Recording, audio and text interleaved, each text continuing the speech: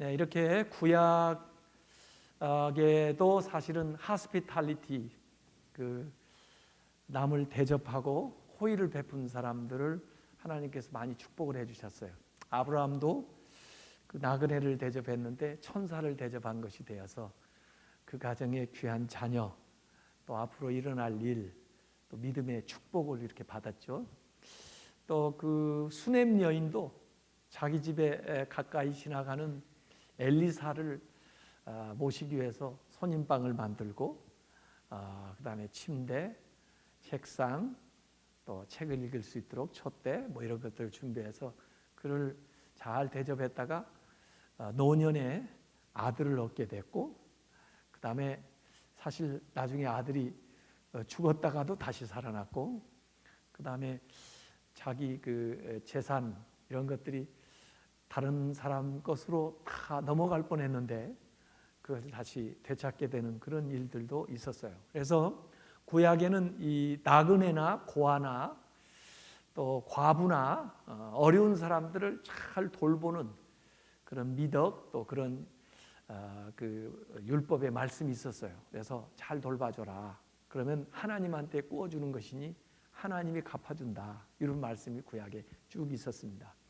그래서 오늘 예수님께서 여기 너희들이 이웃이 되어주라 이렇게 이제 이 얘기를 하시는 거예요. 특별히 어려움 당한 사람에게 네가 가서 이웃이 되어주라. 누가 이웃이냐 묻는 이 율법사에게 누가 이웃이냐가 중요한 게 아니고 어떻게 이웃이 될 수 있는가, 무엇이 이웃이 할 일인가, 이런 것을 예수님께서 가르쳐 준 거예요. 그래서 예수님이 아주 멋있는 이야기를 만들어 가지고 들려준 겁니다. 어떤 사람이 예루살렘에서 여리고로 내려가다가 강도를 만났다. 그래서 거의 그 뺏을 뿐만 아니라 때려서 거의 죽게 만들어 놓고 갔어요. 근데 마침 제사장이 거기 지나갔습니다. 그때 마침이라고 얘기를 했던 것은 굉장히 기대가 가는 얘기예요. 아유, 그래도 다행이구나. 어떻게 제사장이 거기로 가시느라고 또 그때 마침. 그런데 결과적으로 행동은 실망스러운 행동이에요. 그냥 보고 모르고 지나간 게 아니에요. 보고 그냥 지나갔습니다. 또 레위인도 그곳에 가다가 그 사람을 보고 그냥 지나갔습니다.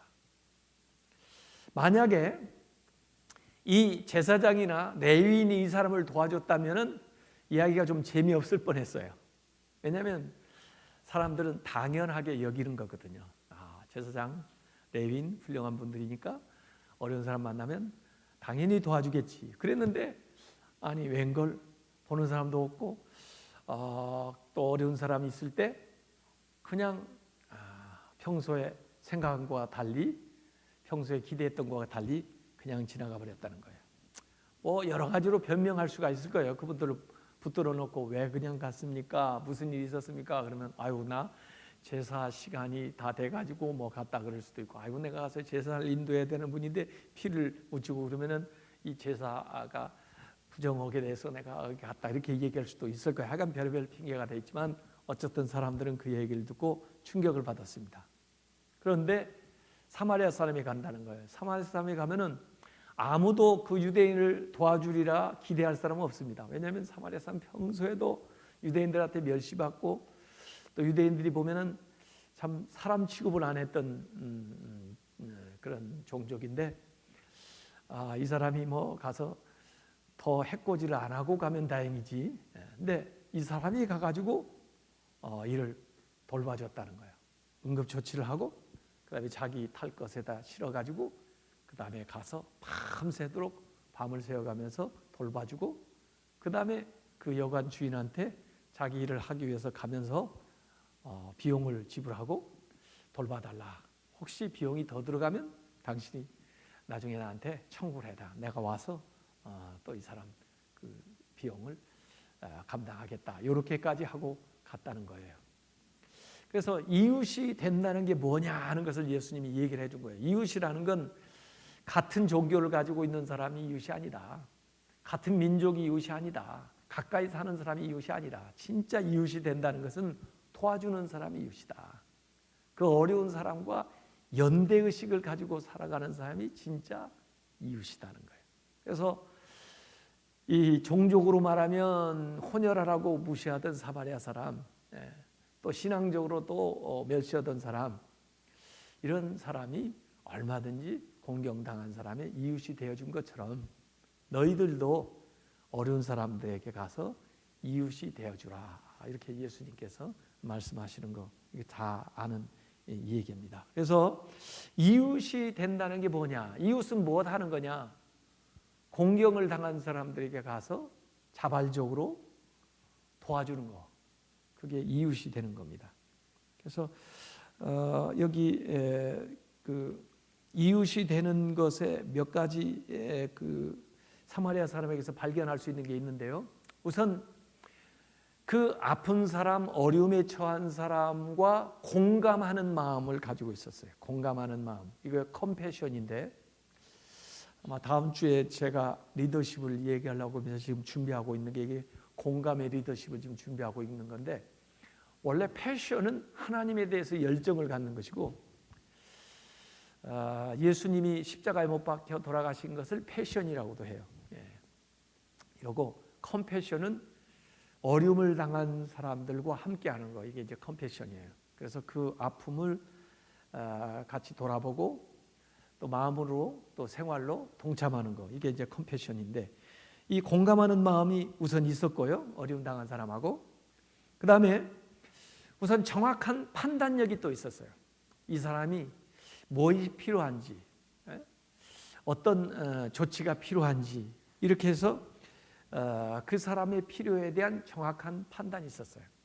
그래서 우리가 이웃을 도와줄 때 그가 진짜 무엇이 필요한지, 내가 하고 싶은 대로 행해서는 도움이 안 돼요. 그 사람 입장에서 무엇이 필요한지를 정확하게 판단을 해내야 돼요.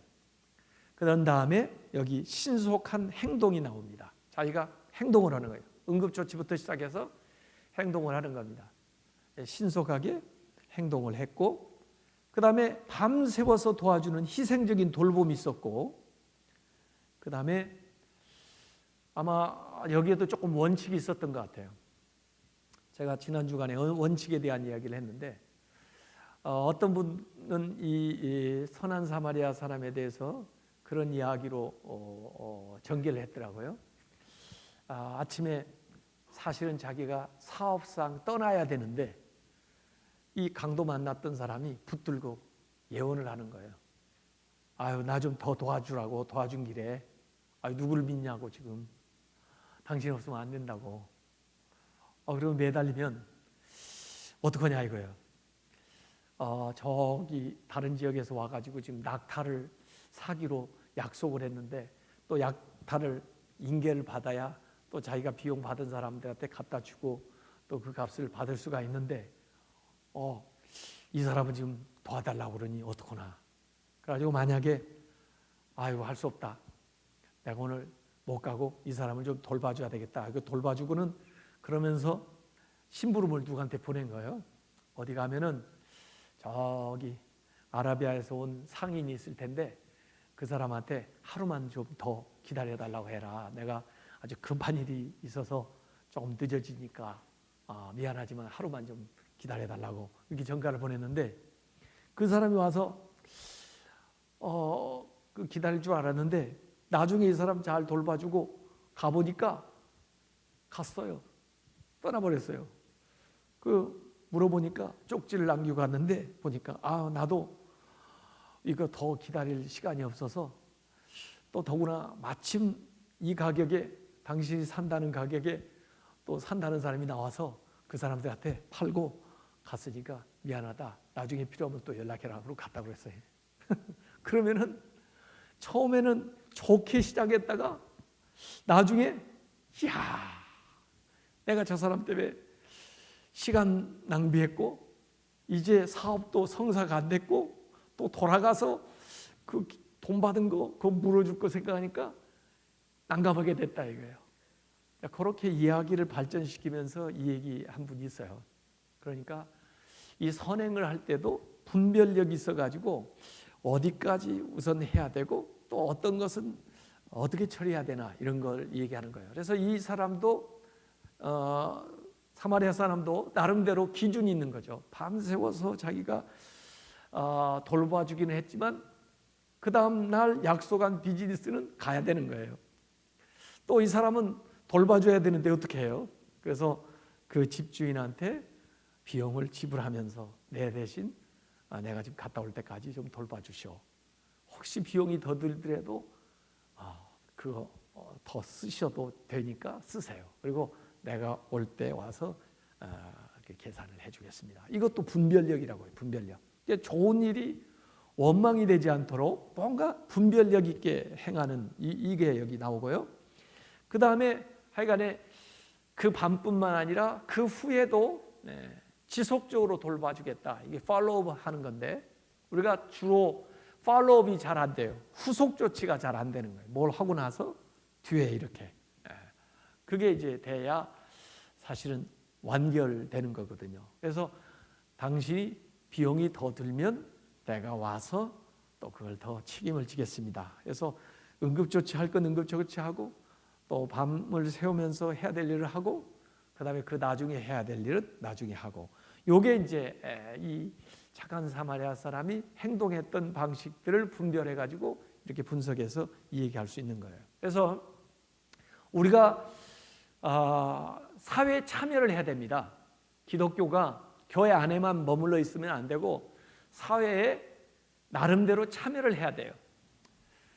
그렇다고 해서 저는 교회가 집단으로 또는 목회자가 그냥 나가서 어떤 정치적인 행동을 집단적으로 하거나 또 이 목회자도 개인이라면 몰라도 목사라는 이름을 걸고 정치적인 행동을 하는 건 저는 별로 바람직하지 않다고 생각해요. 그러나 우리가 할 수 있는 사회 참여 방법은 다양합니다.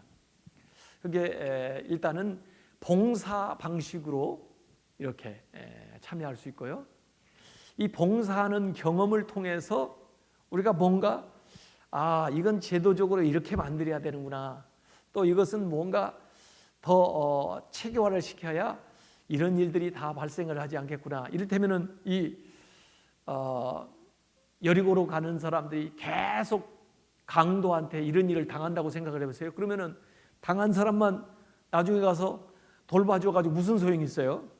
건의를 해가지고 뭐 가로등을 설치하게 한다든지 CCTV를 거기다 설치를 한다든지 경찰이 순찰을 하게 한다든지 뭐 이런 제도적인 노력이 따라와야 그게 개선이 되는 거예요. 근데 그걸 알아내기 위해서는 실제로 그곳에 가서 봉사를 하고 해봐야 실제적인 문제를 압니다. 그 실제적인 걸 몰고 그냥 법을 만들어 놓으니까 나중에 현실성이 없거나 또 필요 없는 그 투자가 되거나 그런 경우가 많이 있더라고요. 정부에서도. 그래서 개인적인 차원의 실질적인 현장에서 우리가 할 수 있는 사회 봉사가 있고 그걸 통해서 사회 복지, 제도적인 측면으로 발전시켜서 해야 될 것들이 있어요. 그래서 그것을 우리가 같이 해 나가는 것이 굉장히 중요하다. 어쨌든 여기 사마리아 사람 얘기에서 좋은 이웃, 그래서 Good Neighbors 이 운동이 여기서 나왔습니다. 그래서 실제로 NGO 그 Good Neighbors가 있잖아요. 그 운동이 여기서 좀 하고 있고요.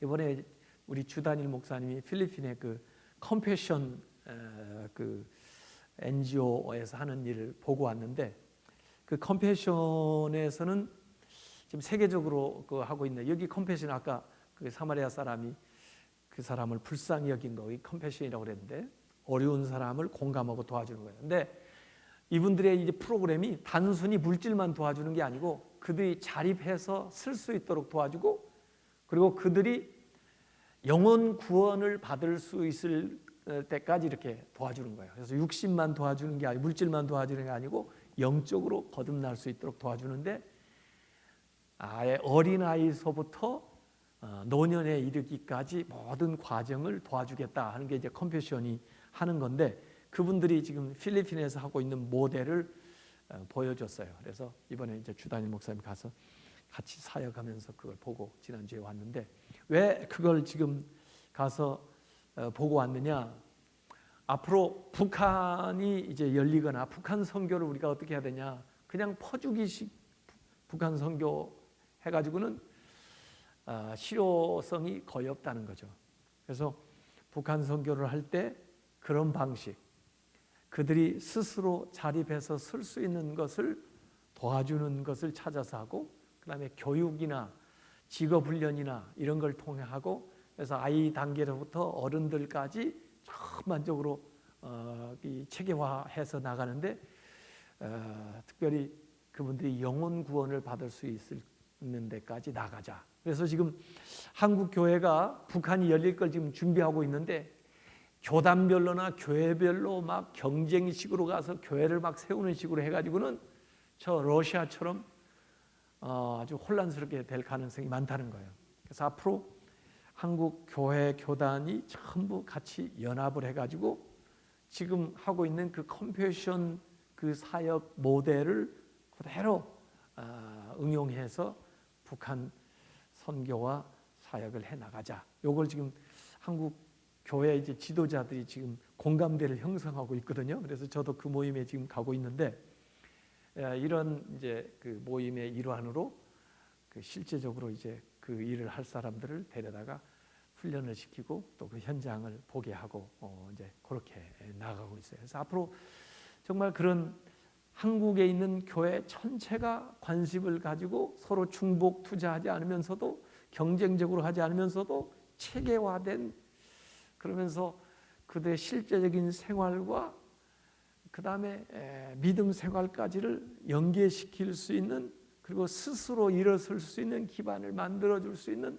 그런 방식으로 북한 선교가 진행돼야 된다. 여기에 대해서는 모두 다 지금 거의 공감대가 형성됐는데, 그 프로그램이 뭐냐 해서 그 교재를 지금 만들어내고 그 방식을 지금 자꾸 개발을 해서 우선 여기서 스타디를 하고 준비를 해가지고 이제 어느 지역부터 적용을 해서 해 나가려고는 운동을 지금 하고 있죠. 그래서 이런 것들을 우리가 앞으로 관심 갖고 해야 되고, 우리 교회는 그래도 우리 교단의 어머니 교회니까 이런 데 좀 더 앞서가면서 같이 아이디어를 나눌 수 있는 그런 교회가 돼야 되는 거죠. 이 착한 사마리아 사람 비유, 이걸요 그 이스라엘 가보면 사마리아 사람들이 엄청 좋아합니다. 가지고 사마리아 사람들이 뭐 기독교 개신교를 믿는 사람도 좀 있지만 그러지 않은 사람도 많이 있는데, 그럼에도 불구하고 그 사람들은 예수님이 사마리아 사람이 이렇게 좋게 얘기해 줬다는 거예요. 그래가지고 굉장히 이 이야기를 아주 자랑스럽게 얘기합니다. 사실은 이야기인데 사마리아 사람이 도와줬으니까 이게 충격적으로 다가온 건데, 이렇게 해서 어쨌든 좋은 이야기로 그분들한테 이렇게 그 세겜 그 지역에 가면은 그 사마리아 사람들이 이 얘기를 하고 있더라고요. 이 비유뿐만 아니라 부자와 나사로의 비유도 마찬가지예요. 그 부자 어떻게 보면 억울하죠. 자기가 이 나사로 안 도와준 것 때문에 지옥에 떨어졌거든요. 그래서 이 부자와 나사로의 비유는 뭘 얘기하고 있냐면, 방관자, 무관심한 사람, 아무것도 하지 않은 사람도 그 책임을 면하지 못한다. 그걸 얘기하고 있는 거거든요. 그래서 네 집 앞에, 네 주위에 나사로처럼 공경에 처한 사람이 있을 때는 절대로 무관심하거나 방관하거나 무책임하게 아무것도 하지 않고 있으면 안 된다 하는 걸 얘기해 주는 거죠. 그러니까 어떻게 해야 되겠어요? 그런 사람들 다니는 데는 대체로 안 가는 게 낫겠죠. 안 만나는 게 낫겠죠. 보고도 안 하느니 그렇게 살 수 있을까요? 그런 사람들이 이웃에 안 들어오게 노력을 해야 되겠죠. 그렇게 살 수 있을까요? 그렇게 살 수가 없다면 우리 주위에 있는 어렵고 힘든 사람들을 무관심하게 아무것도 안 하고 수수방관만 하고 있지 말고 내가 해야 될 책임을 다해야 된다. 이게 이제 부자와 나사로의 이야기예요.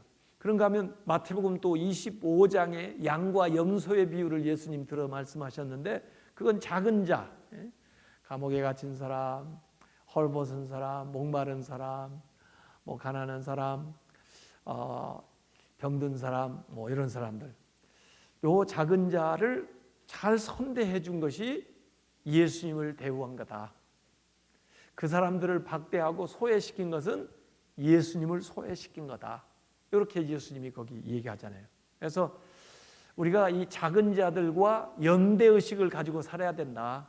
그래서 이 세상의 작은 사람들, 어려움에 처한 사람들과 뭔가 같이 줄을 이어가지고 더불어 함께 살 수 있는 그런 노력을 해야 된다는 겁니다. 그래서 우리 교회가 이제 여기 충신동, 창신동 뭐 이쪽에 딱 위치하고 있는데, 사실 서울 도심에 있으면서도 굉장히 좀 낙후된 지역이에요.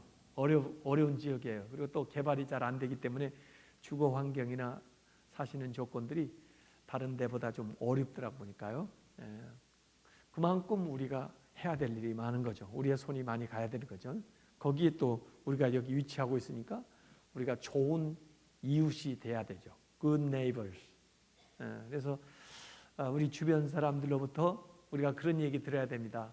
아, 중앙교회가 우리의 좋은 이웃이다. 우리 지역에는 중앙교회가 있는 것이 참 복이다. 그런 얘기 좀 듣고 있습니까? 중앙교회가 골칫덩어리야. 그런 얘기 혹시 듣고 있습니까?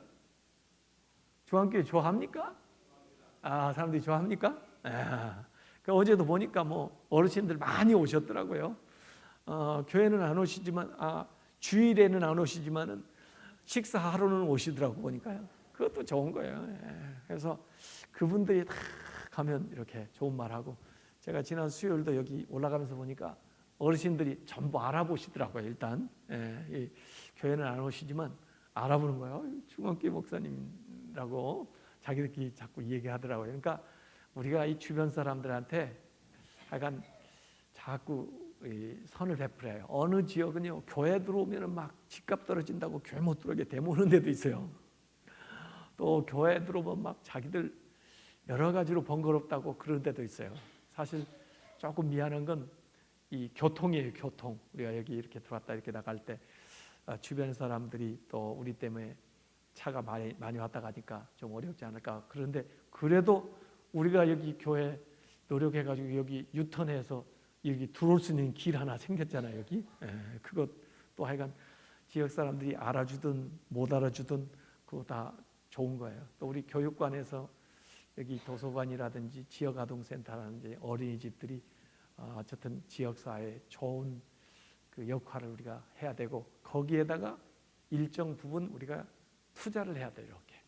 그건 전부 주님을 섬기는 마음으로 우리가 드려야 됩니다. 이렇게 해서 정말 이 주변 사람들에게 좋은 이웃이 될 때 주님이 보실 때도 주님을 대접한 그런 사람들이 우리가 되는 겁니다.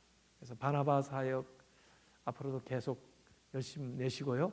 그 다음에 바나바 사역자들이 되는 길은 열려 있으니까 여러분들께서도 이제 자원하셔서 그 회원들이 되셔가지고 우리가 농촌교회도 섬겨드리고, 그 다음에 지역 있는 이웃들, 어려운 집들도 가서 집도 수리해드리고, 또 필요한 거 먹을 것도 갖다 드리고, 그 다음에 노인들 좀 잘 돌봐드리고 이렇게 하고, 이렇게 해서 정말 앞으로 우리가 이곳에서 이 섬기는 일들이 점점 넓혀져서 우리의 이웃들이 더 많아졌으면 좋겠어요. 또 우리 모두가 좋은 이웃들이 되시기를 주님의 이름으로 축원합니다.